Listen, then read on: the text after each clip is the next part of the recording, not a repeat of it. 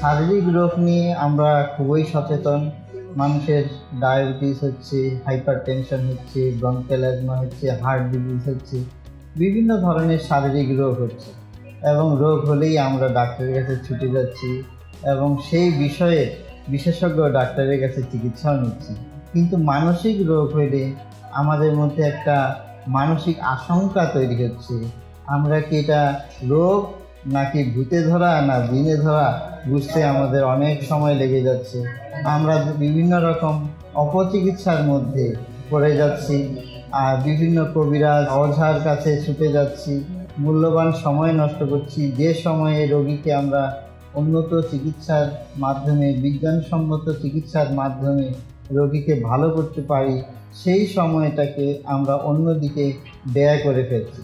এখন থেকে আমার পরামর্শ হলো যে যখনই কোনো রকম মানসিক রোগ দেখা দেবে, সেটা হতে পারে কোনো দুশ্চিন্তা, হতে পারে কোনো অমূলক ভয়, হতে পারে কোনো বিষণ্ণতা, হতে পারে কোনো এলোমেলো আচরণ, এলোমেলো কথা বলা, এই যে অস্বাভাবিক যে কোনো কিছু দেখলে আপনারা অবশ্যই সেটা বিশেষজ্ঞ মানসিক চিকিৎসকের শরণাপন্ন হবেন এবং সেখান থেকে আপনারা উন্নত চিকিৎসা গ্রহণ করবেন।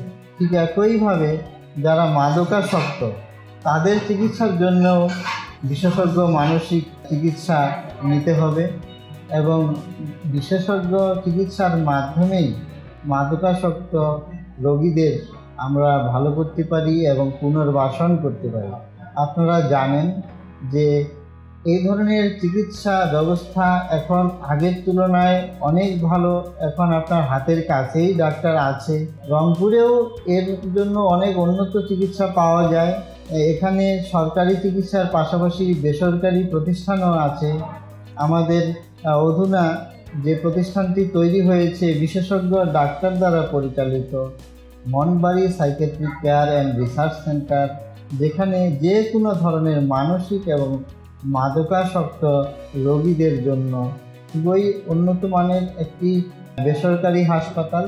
সেখানেও আপনারা চিকিৎসা নিতে পারেন এবং সুস্থ হতে পারেন। সেখানে যেমন বিশেষজ্ঞ ডাক্তাররা আছে, তেমনি সেখানে সাইকোলজিস্ট যারা কাউন্সিলিং বা সাইকোথেরাপি এর মাধ্যমে রোগীদেরকে ভালো করেন। সেই সাথে সেখানে উন্নত সেবা যেমন থাকা খাওয়ার সুব্যবস্থা আছে। খুব সুন্দর একটি ম্যানেজমেন্টের মাধ্যমে সেখানে আমরা রোগীদেরকে সুস্থ করে তুলতে পারি, সমাজে সেও কিছু অবদান রাখতে পারে।